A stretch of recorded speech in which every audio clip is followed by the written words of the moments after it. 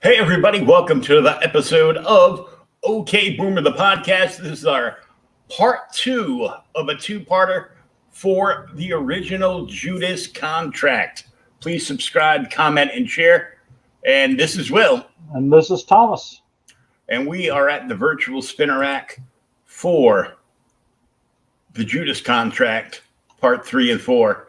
And everybody knows from the look of this, goes, that's a book. Yep, that is a book.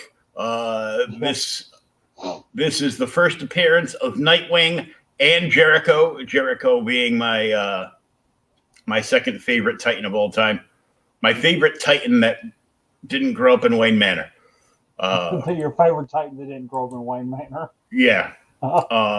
It also gives us background and flashback story arc for Jericho, as well as Slade Wilson, the Terminator. Yeah, background and flashback. This is his entire origin, dude. Yeah, I didn't even know it. Yeah, it's everything. We got a little bit before, and then it got more and more as she started to talk more about him. So yeah, and explaining stuff because damn it,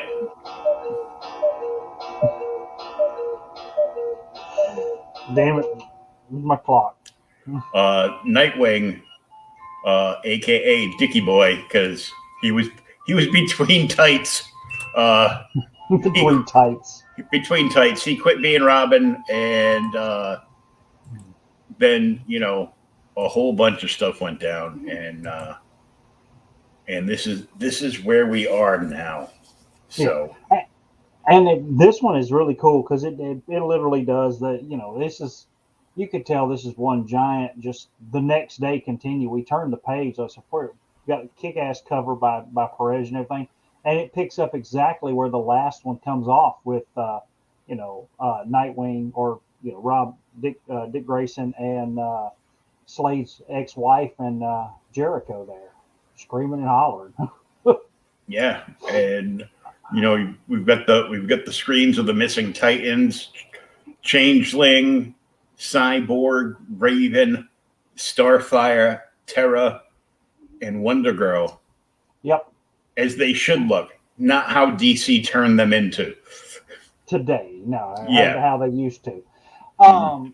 This was this kind of little. This was in all the issues because when I read them, I don't own these. I had to read them digitally. I wonder if this was on the. This almost seems like it's the inside cover. When you flip the cover over, if it's not the first page of the book, it's the inside cover. If that makes any sense. You've got this digitally. This is from the trade. It wasn't like this. It was, and it wasn't like. I'd have to dig my issues out of a box to double check to let you know. But I don't remember if this is how it was with the, with the stone etched plaque at the bottom with "There Shall Come a Titan, Judas Contract Part 3" at the top. This border. I think this border and everything is from the trade because this is how I read it in my trade.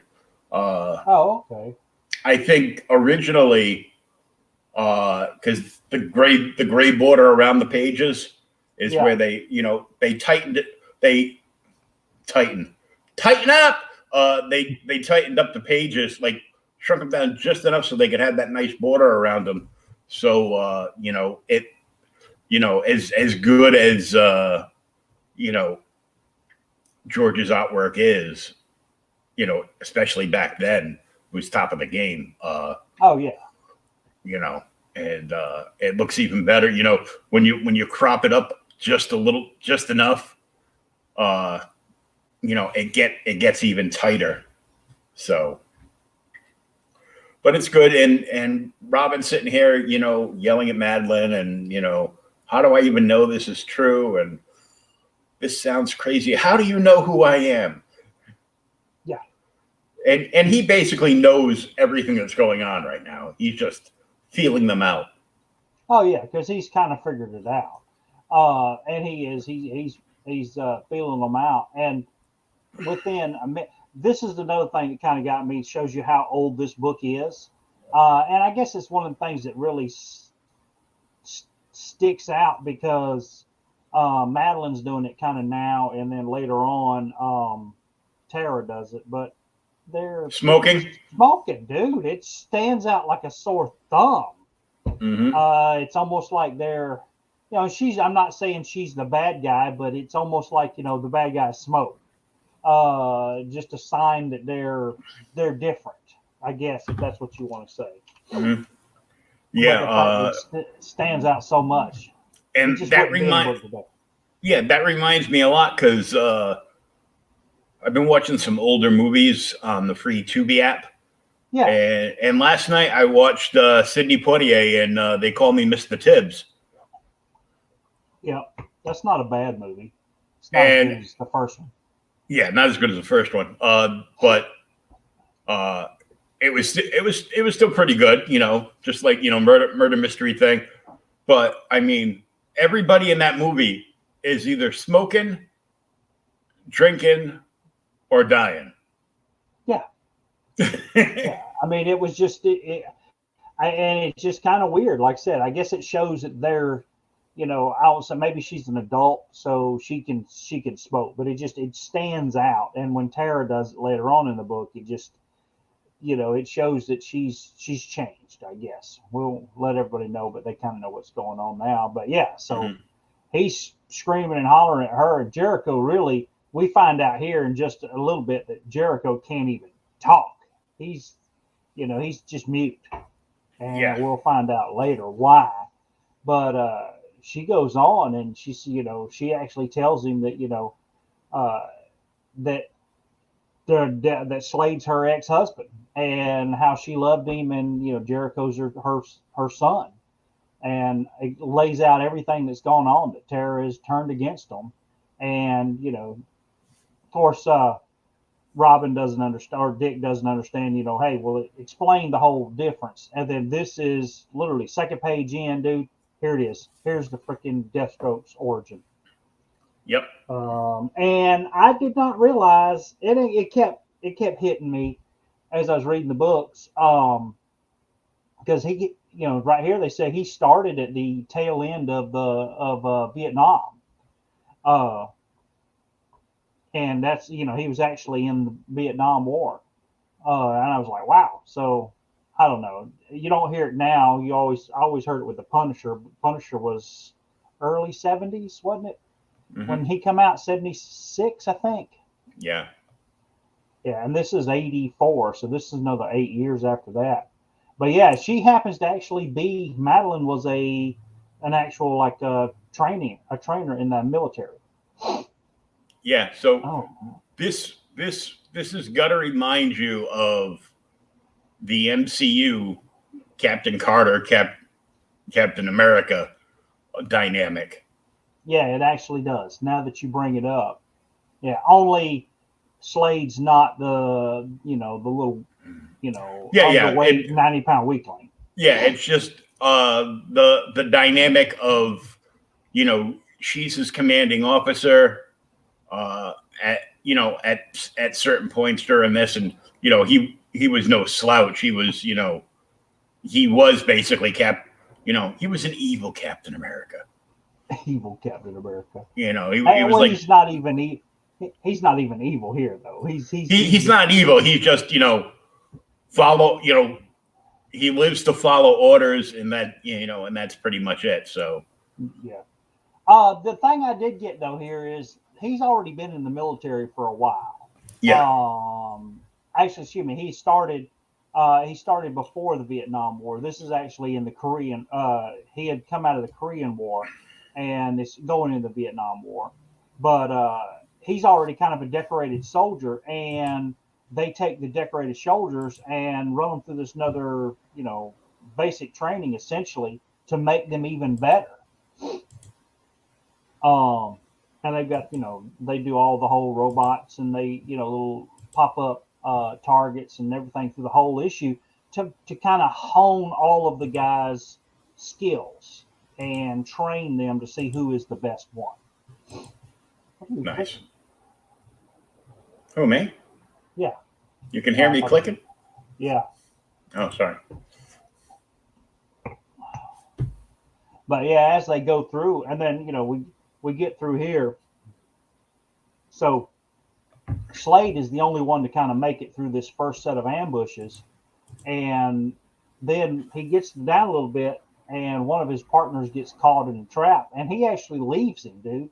He takes off and breaks away from, he realizes that, hey, the military wants me to go this way, and he sees another trail that leads off that's, a lot harder to find. So he takes off after that. And Madeline actually sees that, and she's like, whoa, he's actually taken the right trail. Unbeknownst to him, though, it leads into the swamp area where she is laying wait for him and actually attacks him in the water as part of his training. But, he gives her a good right cross and manages to get away. And even though he fails, she lets him know, hey, you're good. We never really learn where Madeline gets all her training from in the story. And then afterwards they meet, and they start to find out. She tells him that she's not in love with him, but we know something's going on between the two. And she's talking about how she can make him better than he already is. This is where he starts breaking records and stuff, and she shows him, how to look at everything as a trap, essentially, and never be caught off guard. And eventually he passes through with flying colors and graduates. Nice. But, yeah, I didn't know the origin of Slade. Quickly after they graduate, though, they, because they've fallen in love by this time. Within 6 months, they're married, and he's got a baby on the way. And then they ship him off to Vietnam. And Vietnam is, he gets captured in Vietnam and injured, and then, after a while, he actually responds. Here's your comic book special words. He actually gets hit. They give him a medicine that helps modify his adrenal cortex or adrenotopic hormone. Anyway, it makes him use his adrenal glands more, so he can actually be stronger and faster and all. It lets him use both sides of his brain at the same time. All that, yep. It puts him out of the military, though, because when it puts him out of his military, because he can't control it. At this point in the story, he cannot control it, and his powers will go and fade and all this. So when they discharge his ass, dude, he takes up hunting. And becomes a big game hunter. Yeah, which I thought is kind of cool. He turns into the DC Craven, and it's like, there's no spider guys around here. No. I think I'm gonna make some money as a merc. Yeah. Well, but he doesn't even let her know. He becomes the DC Craven, and her family apparently had money, so they really don't. He don't even have to do nothing. They got a big family home. They've got plenty of money. They both, I'm sure, have, they've got military, retirements coming in. So he doesn't have to, but he takes up hunting and he uses the hunting as a cover for going to do his mercenary work that she doesn't know jack and shit about. When you actually read the issues with like this big origin story and many flashbacks before, Slade isn't just an adrenaline junkie. He's got this drive that makes him, he needs to win at all costs. No matter what he does, he's got to be better than everybody else. And now he truly is. So yeah, he's got everything, the enhanced senses, all this, world's greatest hunter. He's got, they're holding big lavish parties. All these people from different governments and stuff are coming to his house. He's doing fine. And then Hold on a sec. Hold on just a sec. Is it all right? Oh, Lord. Yeah, put some ice on it. Kid got stung by a wasp at work. Ew. Yeah. But so he's one night while they're he's gone, and these damn like mercenaries attack his house, and they're after his wife and kid. And of course, the wife, I do like the scene. She says even though she's had 2 kids, it hasn't slowed her down a whole lot. She manages to kill them all, and when she kills them all, she kills them all but one. She gets knocked unconscious, and then when she comes to, they've taken one of her children. They've taken Jericho, actually. Yeah, Joseph. And Slade comes back, and they've called him. They want money and everything else, and he wants her to do whatever. What have you done? And he's like, I can't do that. And he finally comes clean and shows her that he's become a mercenary. And you see his suit before he's got the split at the top. Mm-hmm. So he takes her, and they go to actually try and get Joseph back. But when they get there, of course, they don't want any money from him. All they want to know is, who was your damn contract? Who hired you to kill his business partner? And Slade refuses to tell him.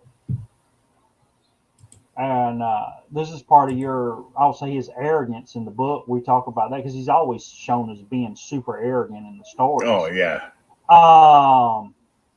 Even though they got a damn knife at his kid's, throat, and Joseph is like, Daddy, please, everything else. Instead of turning over the damn information that he needs, he attacks him, thinking that he would save Joseph, which he does, but Joseph still gets his damn throat cut, dude. Mm-hmm. And that's why he's a mute now. And the wife just like, look, this is why he's a mute. This is why he can't talk. And shortly after that, their marriage just goes to shit. She's going to leave him one way or another.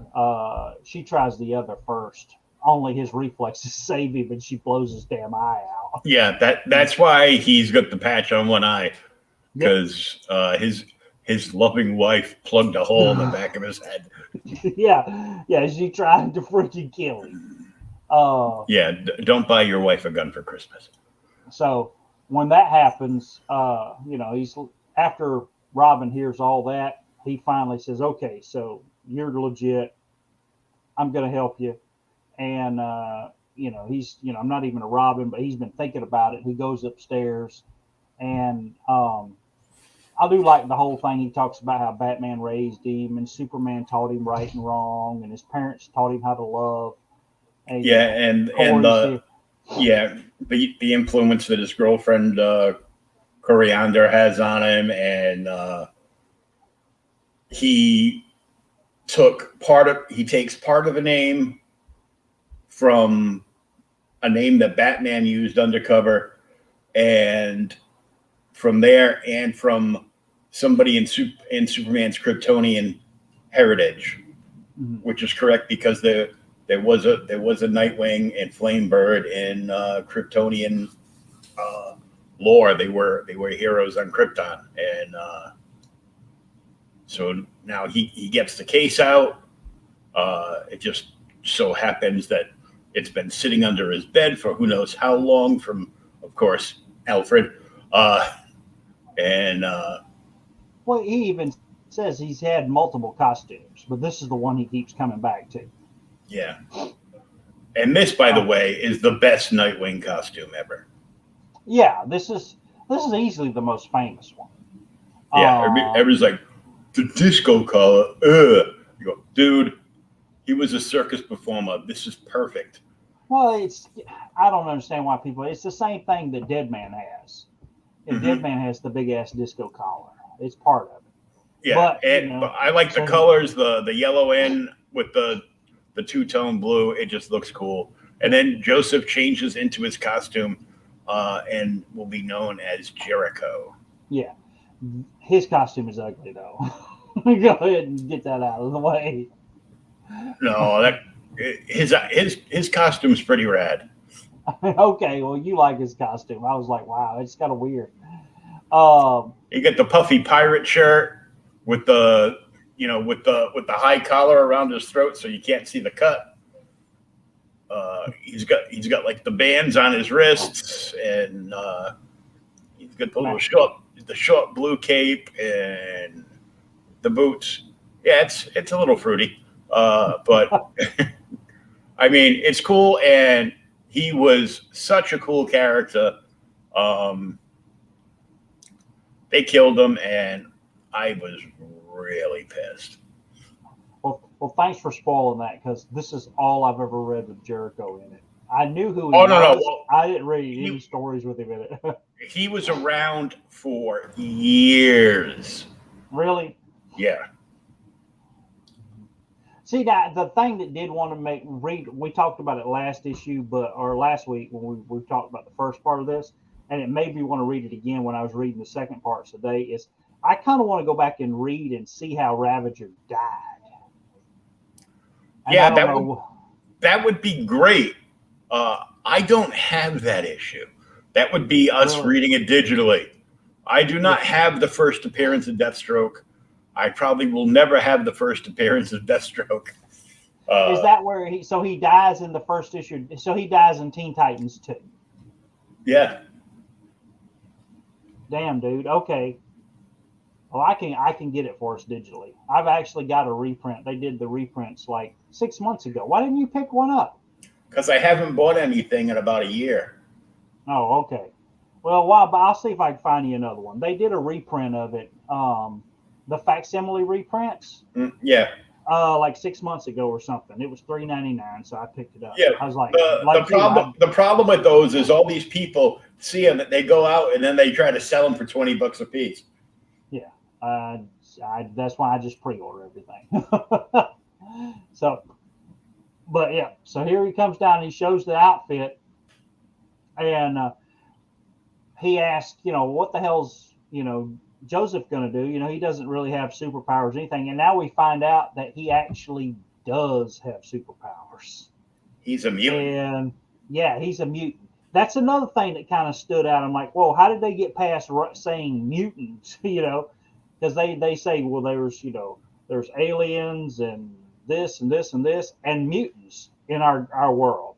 Like, just kind of whatever. Well, yeah, from here, it went from mutant to metahuman at some point. Because Marvel probably put up a stink. The mouse did. Yeah, I'm sure they did. It stuck. Yeah, it just stuck out like a sore thumb here.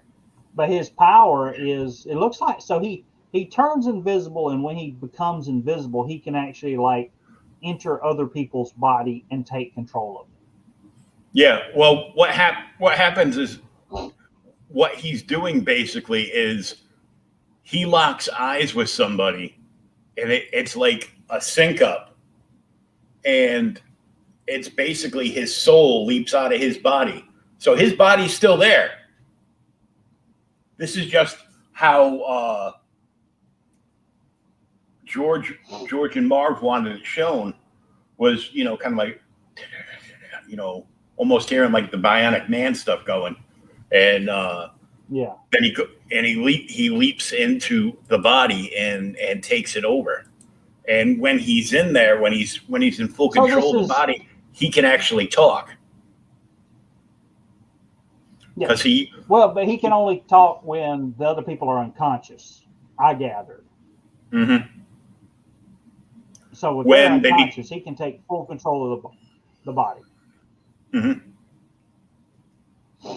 So his power is a little less than like Deadman, because Deadman does this all the time, but he can take complete control over it, but he can talk the whole 9 yards. And then when he lets them go, they don't have any memory of what it is. But he shows here as he enters Dick, and he starts making him move and everything. And Dick Grayson is like, I can't control myself or my arms or anything. So he knows what's going on. And, his mom's telling him, well, hit him to let him know that you really have control of him, and Dick finally lays himself out, and he doesn't understand. Yeah, he knocks the shit out of himself. He doesn't understand what's going on, but he's like, okay, you've got some kind of powers. You can help. Mm-hmm. And then, of course, Jericho, being the mute, gives him a little fist bump, and they get in the airplane and head off toward the hive control. No, that's not a fist bump. He's doing sign language for yes. Oh, is that what it is? That's yes? Yeah. Okay. Oh, that's right. Because, yeah, he says, doesn't Dick say, yeah, I wish if I he would goes pay like attention. this is sign language. This is sign language for Jay. So That's he knows right. it's Jericho. Yeah. Okay, yeah, that's right. He says, I wish I'd paid attention when Batman tried to teach me sign language. And so they fly off after the hive to the hive float location. And then here's your Teen Titans Annual 3, which must be the only the last annual they did for this series, because it's the only annual listed.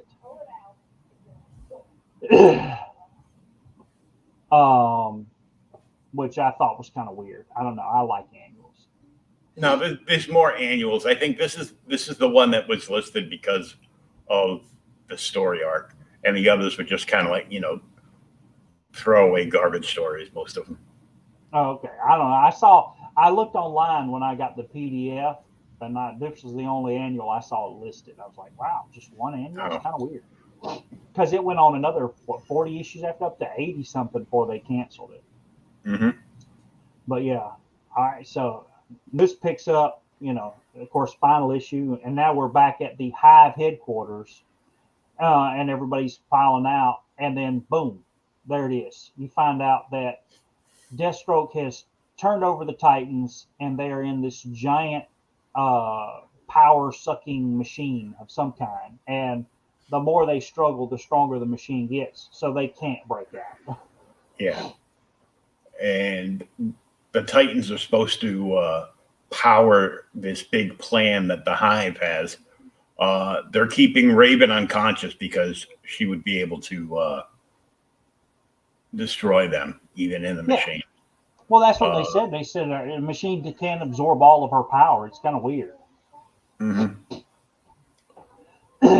The other thing that I thought was weird it's because she also has Trigon's powers, and Trigon is imprisoned within the gem on her forehead. Oh, so okay. They can subdue and drain her powers, but they can't drain all her power because her power inside is that of an other dimensional demon. So yeah, I've actually picked up a few of the Trigon issues I was going to read. I was going to say the first story arc in this thing was I was drooling. I was like, just like looking at the art, and I was just like in awe. I was like, this is amazing.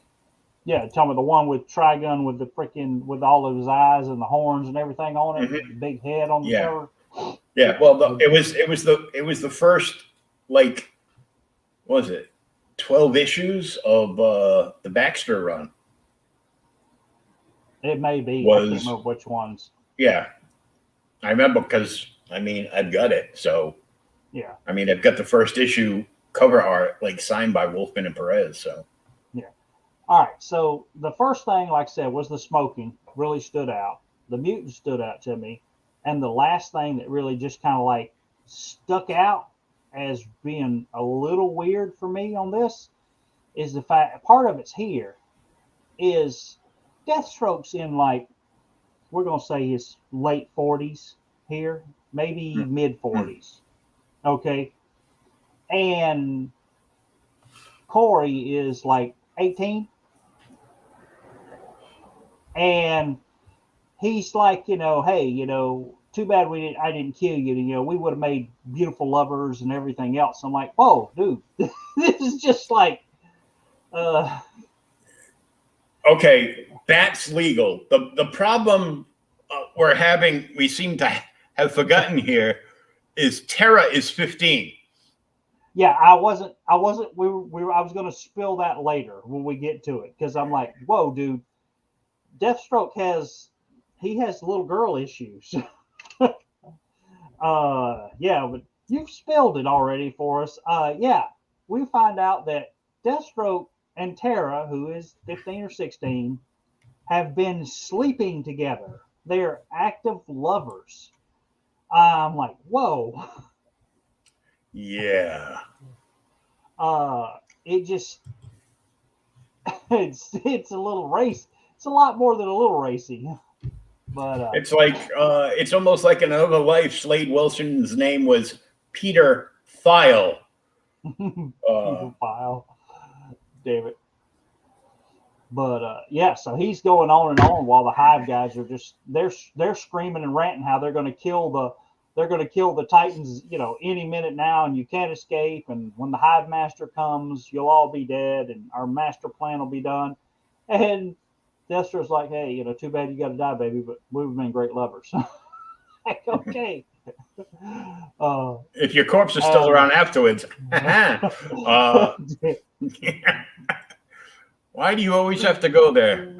It's just for entertainment purposes. Yeah. Damn it. And then this is where it is. So he's, how did you catch us? All this, they're screaming and hollering. He's like, you haven't met our assistant. And, he points her out. And of course, everybody's, shocked. No, it can't be. And there it is. It's Tara. And we know that, one, the way she's acting, because she's acting really weird in the issue. All her body language is very exaggerated. Mm-hmm. And like I said, there she is smoking, and she's like, hey, lover, I'm here. I'm glad I was able to help you, catch the Titans and fulfill your contract. Except the Hive is about to remind him that his contract, his son's contract, is not fulfilled because Kid Flash and Nightwing are missing. And his excuse is Kid Flash is no longer a Titan. And and then she starts egging him on about not being able to capture the one Titan without any superpowers. Yeah. She's terrible. I mean, she is not a nice person. She is an evil little trollop. Yeah. Something, dude. But yeah, so she's egging him on, and he is this Kid Flash. I don't know what the hell Kid Flash was doing at this time, but he's not a Titan anymore. Kid Flash had resigned prior to this. Kid Flash had resigned prior to this because he was losing his speed powers.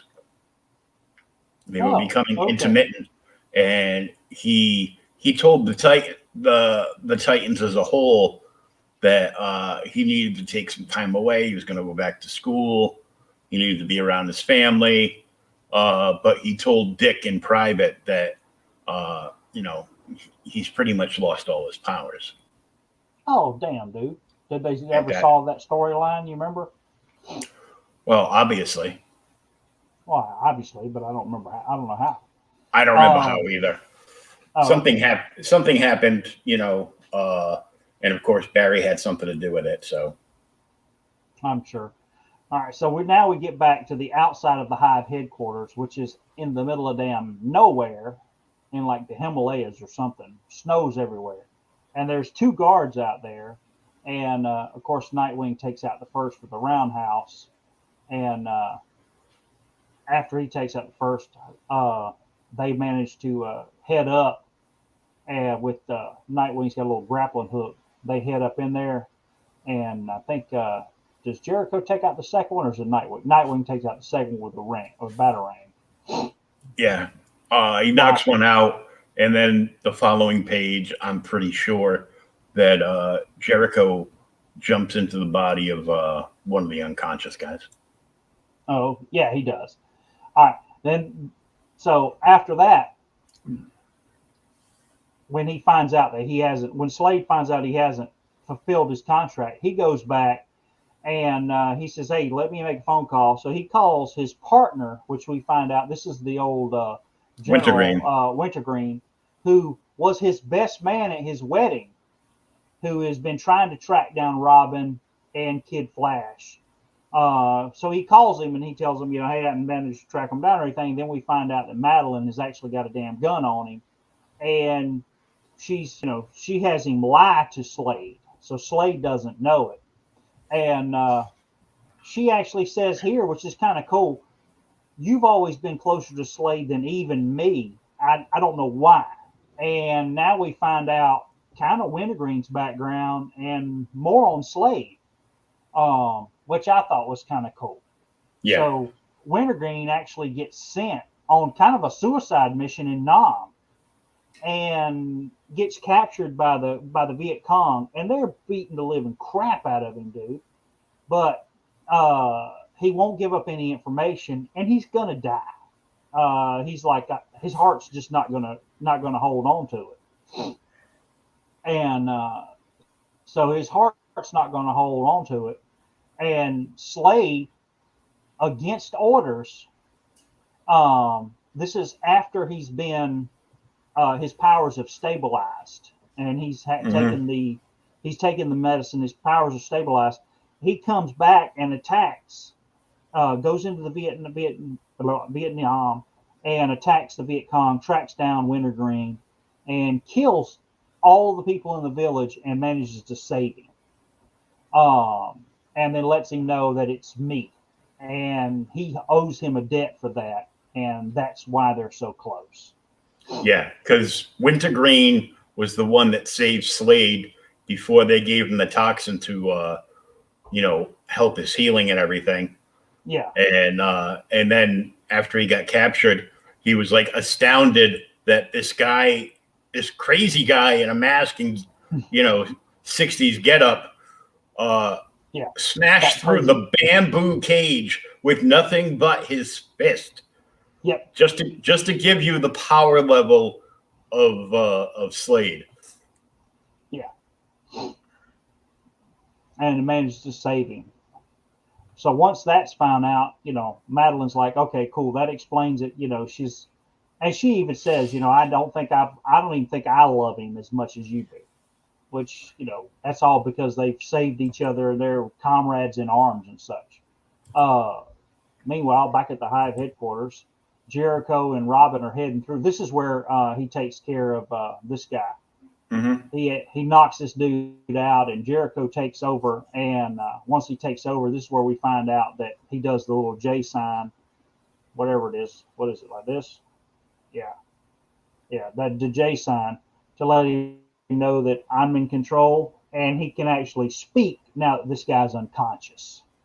Yeah. So they get in the robes and head into the hall to find out what's going on. And once they get amongst everybody, they see the damn Titans up there. They've got them in the machine.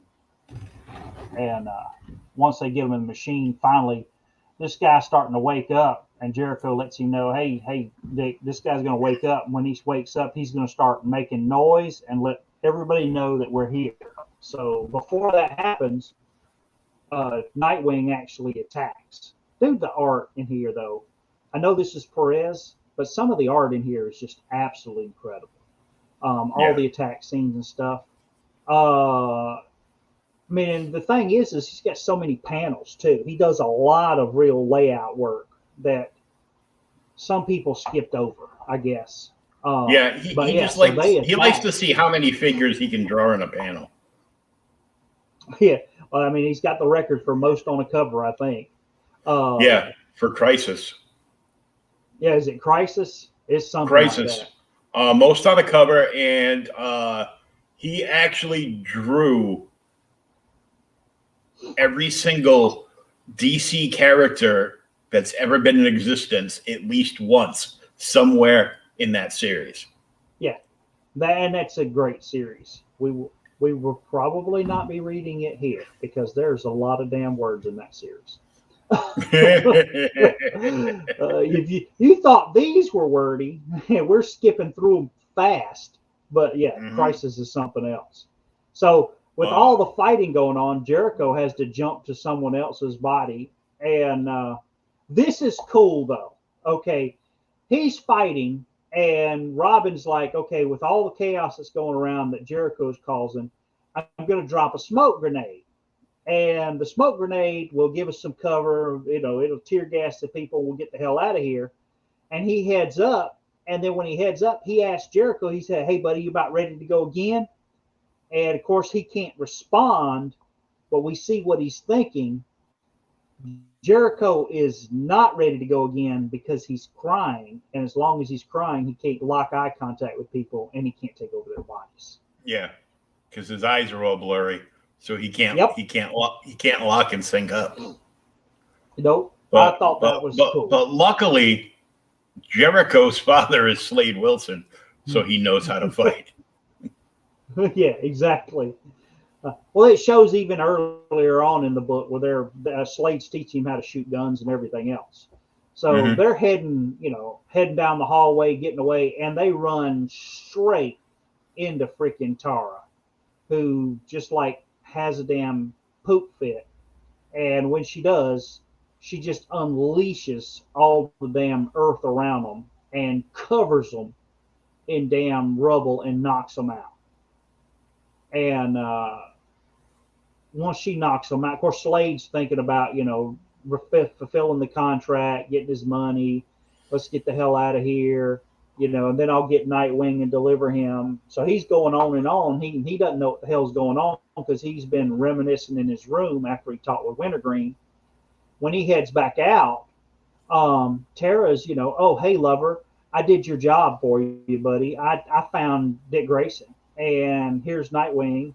And, she's just taunting him again, and this other loser that's with him. And, of course, Slade sees it, who that is, and he freaks out. Yeah. Nobody knows who it is. Yeah. Nope. Well, nobody but Dick knows who Joseph is. Yeah, exactly. Outside of Slade and his wife. So it's like, he's already lost one son to the Titans. He doesn't plan on losing another one. Yeah. Well, here's the thing, too. So while Tara's going on about, I've done your job for you, lover, and everything else, and when Slade sees that it's Jericho, he's like, hey, you can't take him. He wasn't part of the contract. Release him into my custody and everything else. And we find out that Slade's not the heartless monster or heartless mercenary he's appeared to be, because Tara's like, hey, I thought this guy looked familiar. And then she turns to Slade and she says, this is the guy who was in the pictures that you were damn crying and mooning over. And then she realizes, this is your son. Yeah. She is just a terrible human being. And I'm glad she's dead. She was a lot nicer. Even though she was evil in the cartoon, she was a lot nicer in the cartoon. Yeah, she's like blowing the spot left and right. Oh, you're a big bad guy. Ooh, you can't even catch the one Titan with no superpowers. Look, I caught him and his friend. Oh, wait. Isn't this your son? Yeah. Too bad he's going to die, too. But before he can die, Jericho, who I guess they don't know he has powers, manages to lock eyes with Slade and takes control of his body. And then when he does, he lays waste, starts laying waste to the freaking all the people on the hive. He knocks Tara's ass out and then draws Slade's gun and unloads on the damn machine that's holding the Titans. Yep. That's the best panel in the whole book, by the way. Oh yeah, it is 100%. And this is that last panel before you turn to this best panel in the book. Was it that one? Yeah, it's this page. Yeah, but the last panel on that one and this one right here at the top center. Yeah, is where his father finds out that he has powers. Oh yeah, because he didn't know. Because Slade had no idea, because Madeline and Joseph hid it from his entire life. So, and the thing is, as you read the story, which like I said, we're glossing over it. when Slade realizes that that Jericho has powers and is taking over him, he doesn't even fight back. He just lets the kid do it. Mm-hmm. Kind of, something he can't do because of his honor. But hey, he's doing it, so I really didn't do it. So the Titans get free, and when they get free, they unleash on the Hive. They're kicking ass and taking names. And Tara, of course, gets mad because now she just wanted the Titans dead, and now they're not going to die. So she lashes out at Deathstroke and tries to kill him, but Raven shows up. Dude, her and Raven, I don't know what the hell happened before the issues, but they have a serious issue. Oh yeah, well, Raven was sensing the evil in her from the get-go. Yeah. And Raven was the only one that she couldn't get over on in the Titans, like the entire year she was part of the team. Yeah. That's what I gathered. I went back and looked at some of the older issues, and yeah, she was there for about a year, I guess. So I don't know if they had planned this story out that long, or after a year they're like, okay, we're going to finally do this story. But so all the Titans are attacking the Hive and pretty much beating all the hell out of them. While they're doing that, though, Tara just goes right after Slade, but Slade still doesn't have control of his body. Jericho is in there, and he's talking to his son all along. He's like, "Get out of my body. If you're out, I can save us, but I don't have the skill to save us with you in here." And then that's when she's going to drop him in the water, and finally Jericho manages to leave. And when he leaves Slade's body, Slade goes back to attack him. And he gets out. Of course, then they knock the hell out of Nightwing. And all along, it was 2 issues ago, I think it was, before we got to this, where Beast Boy and her actually kiss. So it's like he's finally got a girlfriend. Even at this point, which kind of makes you, feel terrible for him, he thinks that she's just pretending or has been manipulated by Slade in some way. Oh, yeah. She thinks it's all Slade's fault. Doesn't realize that she's a homicidal maniac that wants all the Titans dead for whatever reason. Yeah, because, they shouldn't love you guys. They should fear you guys. And,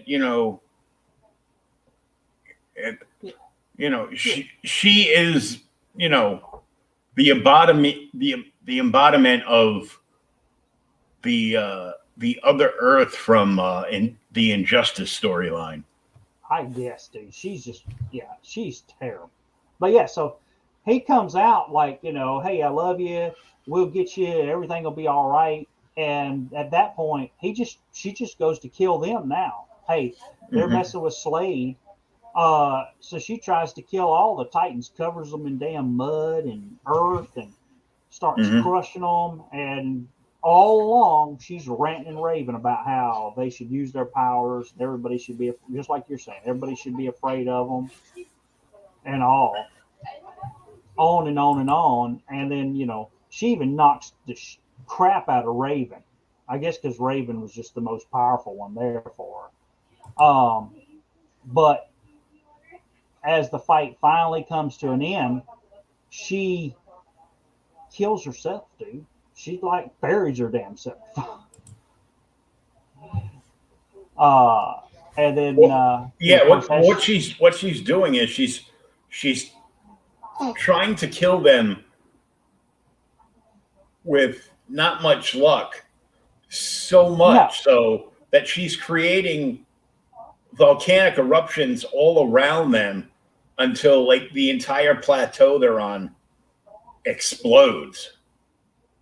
Yeah. And ends up, buries her ass. And then she ends up killing herself by accident. Yeah. Well, then that's the thing. They, even with all of that done, they try and save her. She should still be alive. But after they bury, they managed to get her out. And then you see, they're getting her out. They've got Deathstroke captured, who he's not really putting up a much of a fight at this point. Yeah, he just gave up. Yeah, he looks beat, dude. Then this is just so sad. There's Beast Boy, and he's just holding her dead body. All along he's like, she's still a good person. No, she's not. And what's funny is this is when Batman and the Outsiders had just started too. So we get a good explanation from her half brother, Geoforce, that himself and his brother and father didn't have anything to do with her.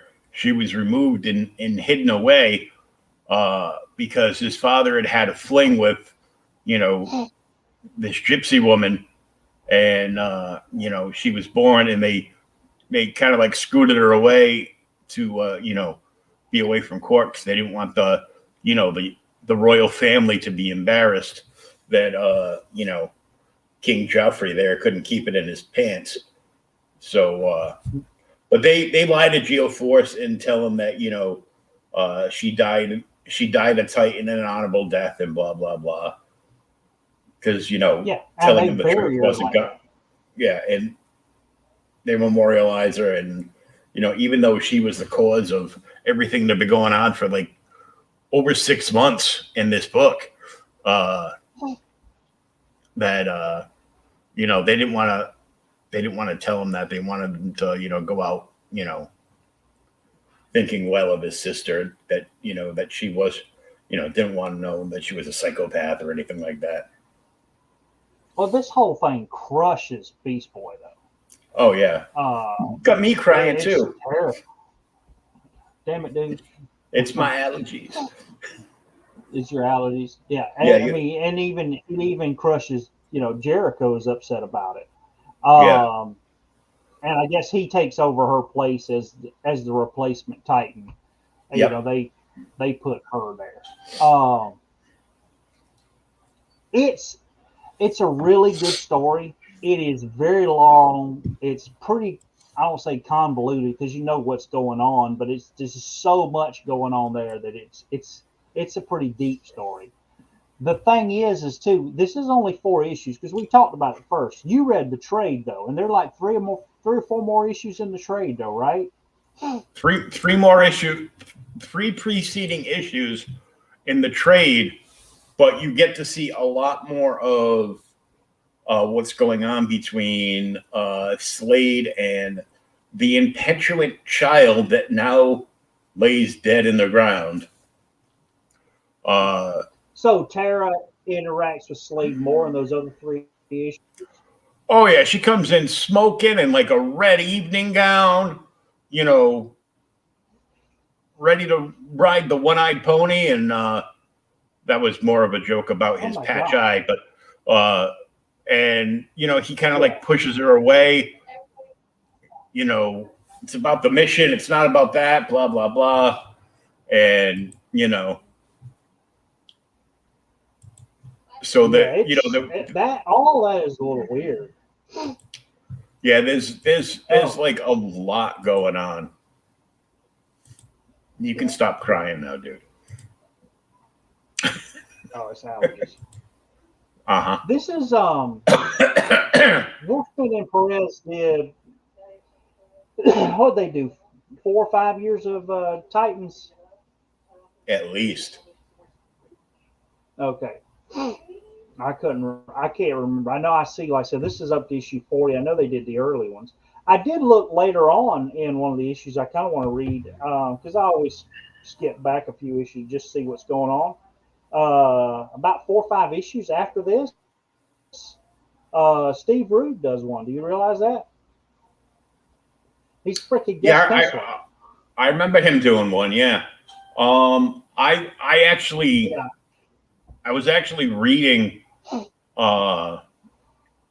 Tales of the Teen Titans 49, which takes place after this. And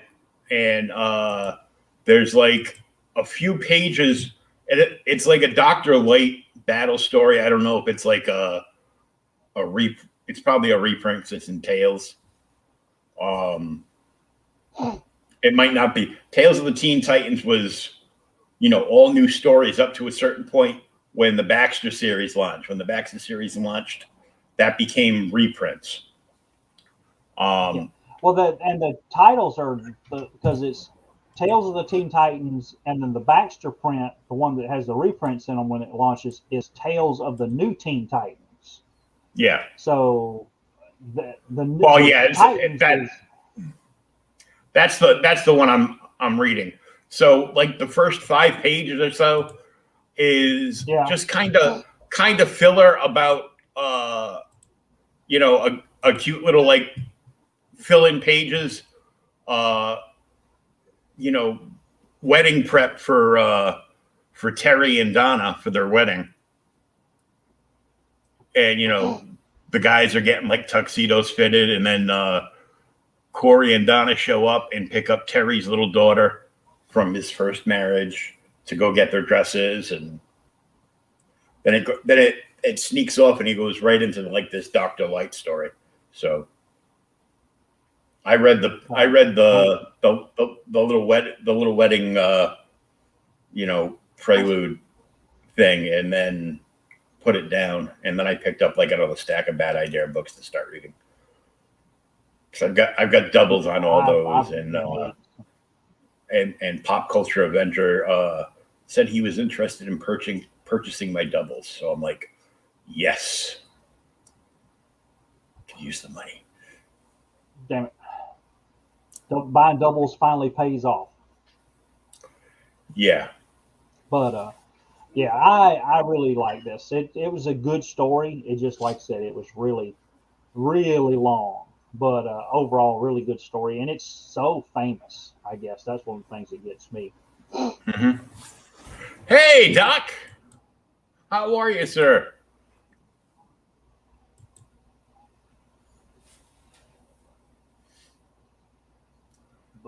Thomas is so happy to see you. He's crying. I know it's allergies, right? You're allergic to Doc. Yeah, I'm allergic to retail. No, I'm allergic to and not only that, dude. We're having crazy weather in Georgia, dude. It's like 40 degrees in the morning, and it's high 70s in the afternoon. Mm-hmm.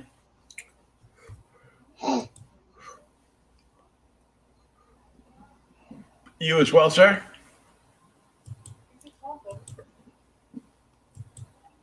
Yeah,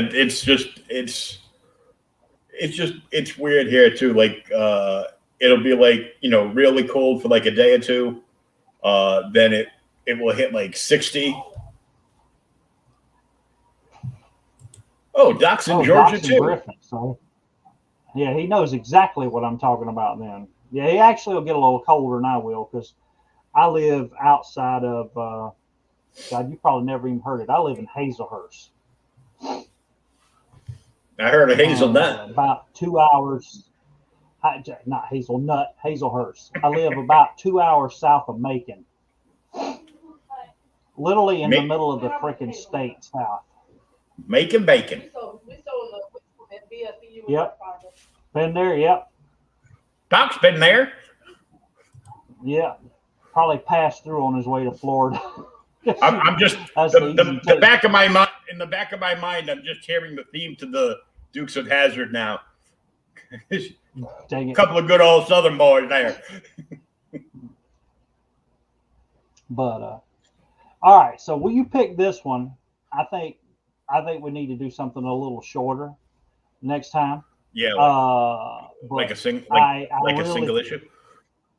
Yeah, a single. It may be a 2-issue storyline. I have to look at it. One or two. I'll have to look at it. But I finished watching yesterday. Yep, close. I'm on his way to Cordele. Yep. I finished a 2-issue, not 2-issue story. I finished watching the Marvel What If on Disney Plus. Yep. And it made me want to read some good What If. Yeah, this is Prez. No, not good What If. But it was making me think. Yes, it's Perez's work. It is Perez's work. Making me think about reading some cool issues, but toward the end of the TV show, if you watch it, it's like all Ultron. It starts what if Ultron wins, and then there's like 3 episodes that are all Ultron. I was like, did they not ever read any comics? They were all one-offs. Yeah, you don't have to make the entire thing connect. Let it go. Yeah, and they do. It still was pretty good.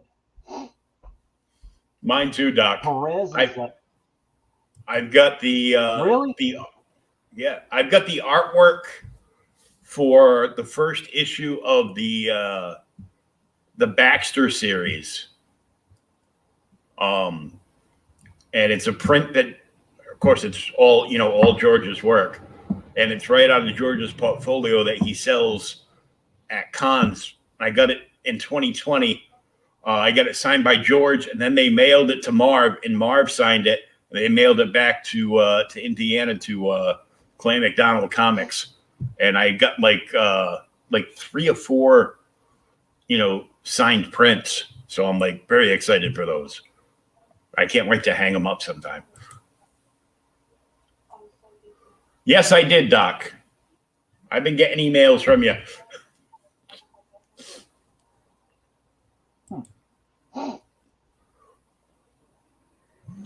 But he will. Yes, Doc is actually drawing me into the comic that he's making. Oh, sweet. Which one is that?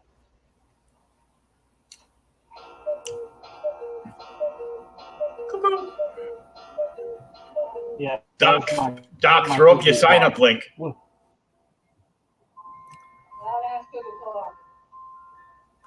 Updates every Monday.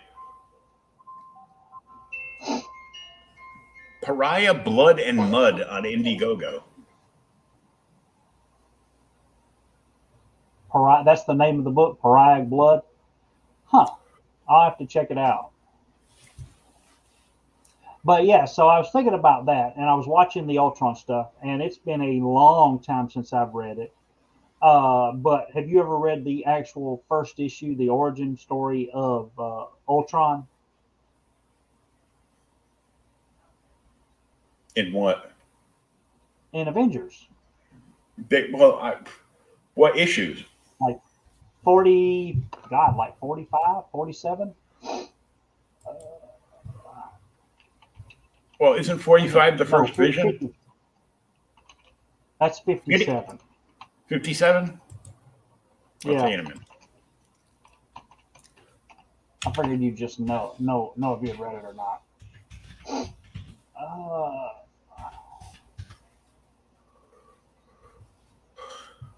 No, because it's too bloody expensive.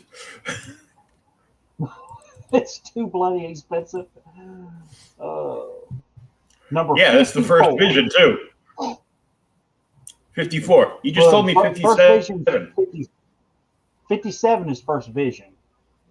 Yeah. Yeah, Ultron shows up like a couple issues before. So that's what we'll do then. We'll do the first Ultron.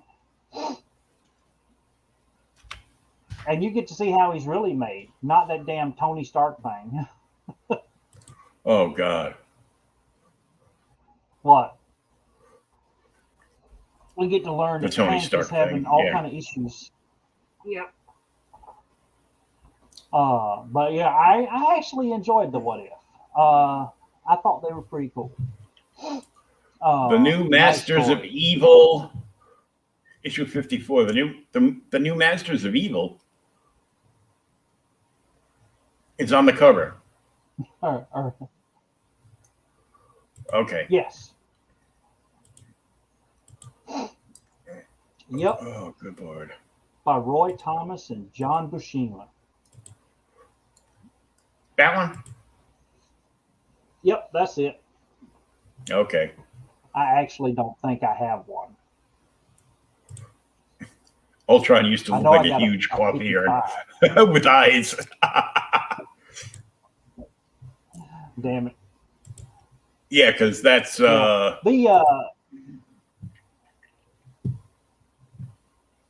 You got Whirlwind. I know Whirlwind and Claw. I don't know the two evil guys on the end. I know Black Knight, of course, T'Challa, Giant Man, and Hawkeye. I have to blow it up. I tell you who everybody is. Hold on.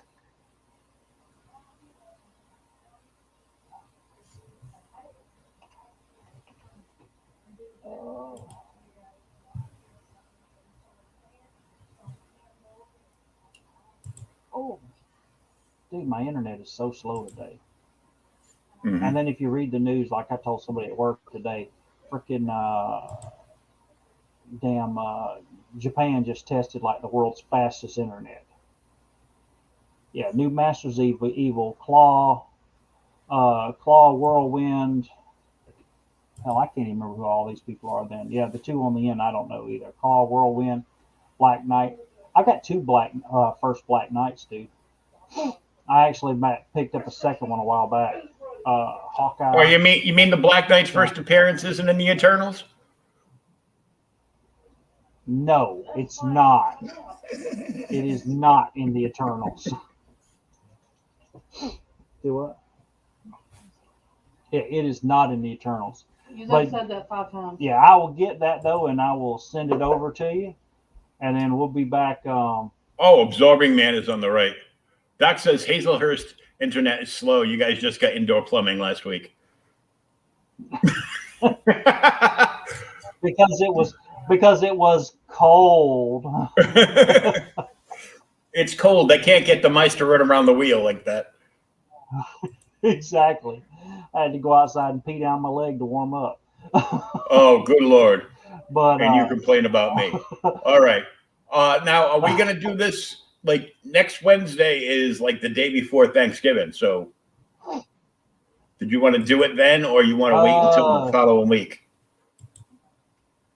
Let's wait till the final week, because the day before Thanksgiving, I actually have to work late.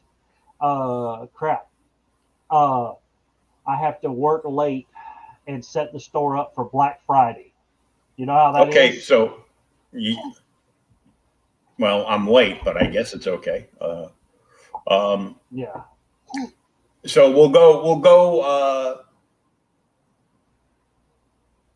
we'll tentatively go on Thursday, the 2nd of December. Good Lord. Yep. Years flying by. Christ, my girlfriend's going to be living here by then.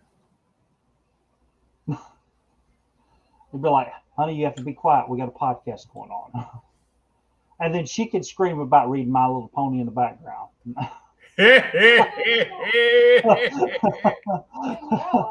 Finally, we'll go, it's time to read My Little Pony now that your girlfriend's screaming at you to read it. Yep. My legs all better, Doc. Thank you very much. We got a hold of my infectious disease doctor. He took care of all that and got me a whole bunch of scripts, and he got me enough extra of the antibiotic. So if it breaks out again, I can just stop right on the antibiotic and call him and let him know what's going on.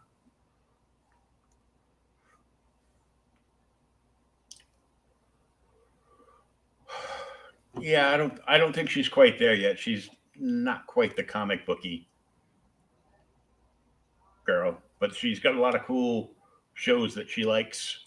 We actually watched last week. She spent the weekend here last week, and we watched. She picked out a movie on one of the channels to watch, and we watched the old Tales of the Crypt movie. Oh, dude, that's a good movie. Yeah. My wife streams my painting streams, but doesn't want anything to do with my crazy comic book people. Crazy? Who are you calling crazy? Oh, us. Okay. Yeah. Yeah. I can see where she gets that from. Say Doc will get it, but when they closed down Milledgeville, they let us out.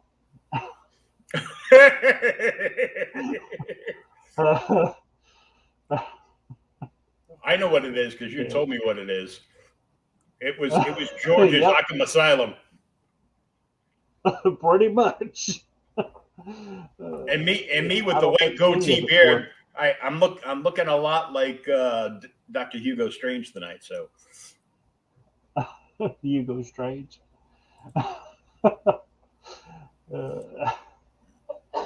See, that's Georgia humor. Bless you. So yeah, we'll see everybody next. We'll see everybody in 2 weeks. Back at our regular time on Thursdays. And oh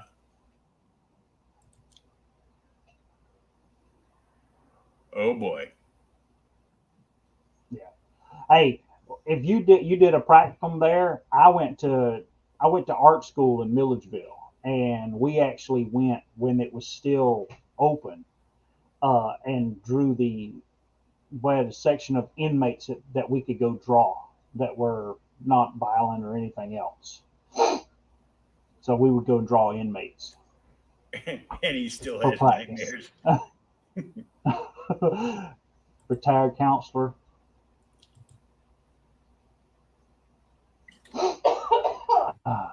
He still practices a little bit. That's why he hangs out on all these comic book streams. Try and help. Lithium Rangers. Dang it. So but yeah.